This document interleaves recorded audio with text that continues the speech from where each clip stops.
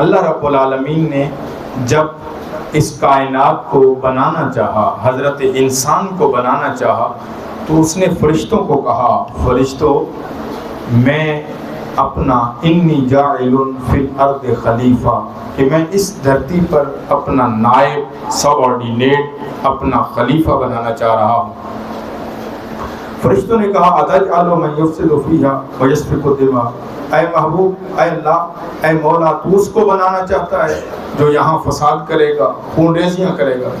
تو رب العالمین نے ارشاد فرمایا انی اعلم ما لا تعلمون، فرمایا او فرشتو تم سے مشاورت نہیں کر رہا، کیونکہ میں قادر مطلق ہوں، میں علی کل شیء قدیر ہوں، میں خالق کل ہوں، میں مالک کل ہوں، میری ہی حکومت ہے، میں حاکم مطلق ہوں، میں مطلق العنان مولا اور حاکم ہوں۔ تم کون ہوتے ہو مجھے مشورہ دینے والے؟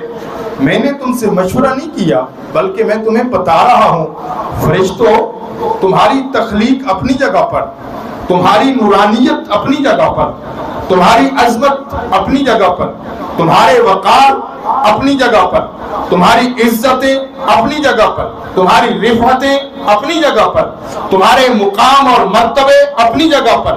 کسی کو میں نے اسرائیل بنایا، کسی کو میں نے اسرافیل بنایا، کسی کو میں نے میکائیل بنایا، کسی کو میں نے جبرائیل بنایا، کسی کو میں نے نکیرین بنا دیا، کسی کو میں نے جو ہے وہ نام اعمال لکھنے والے ملائک بنا دیا۔ یہ میری اپنی تخلیق ہے، لیکن تمہاری رفعتوں، تمہاری عظمتوں، تمہارے وقار، تمہاری عزتوں کی بات بعد میں ہوگی۔ میں ایک ایسی ہستی کو بنانے لگا ہوں، ایک ایسی ہستی کو تخلیق کرنے لگا ہوں، ایک ایسے وجود کو تخلیق کرنے لگا ہوں جس وجود کو تخلیق کرنے کے بعد میں مالک کل ہو کر، میں معبود حق ہو کر، میں معبود برحق ہو کر، میں اللہ ہو کر، میں رب ہو کر تمہیں اعلان کروں گا، تمہیں حکم دوں گا۔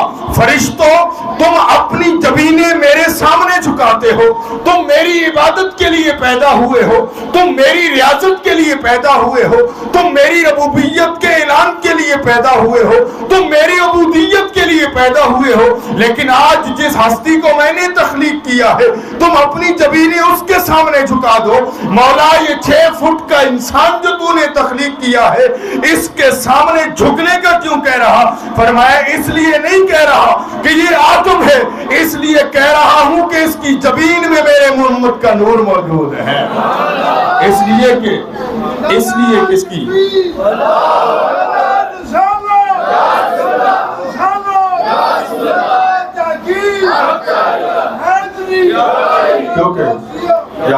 کیونکہ میں نے اپنے محبوب کو تخلیق کرنا تھا۔ اور مفسرین کرام نے، عرفاء نے، عارفوں نے کلام کیا۔ علامہ صاحب بڑی خوبصورت بات، اور یقیناً یہ تائید کریں گے، عرفاء نے کلام کیا، کہا اللہ صورت سے پاک ہے۔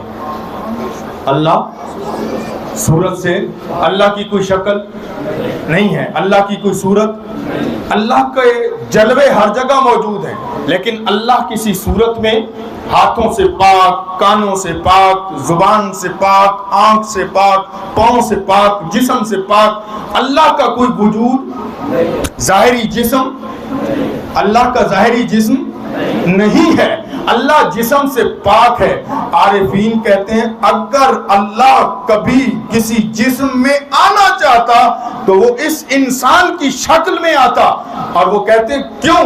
فرمایا اس لیے کہ اس نے اس صورت میں اپنے پیارے محمد کو بنایا ہے، اپنے محبوب کو بنایا ہے۔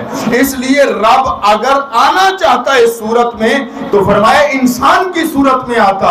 اور عرفاء نے بڑی خوبصورت کلام کیا۔ پھر وہ کہتے ہیں ہر چیز کو اس نے کن کہہ کے بنایا، لیکن حضرت انسان کو اس نے اپنے دست قدرت سے بنایا۔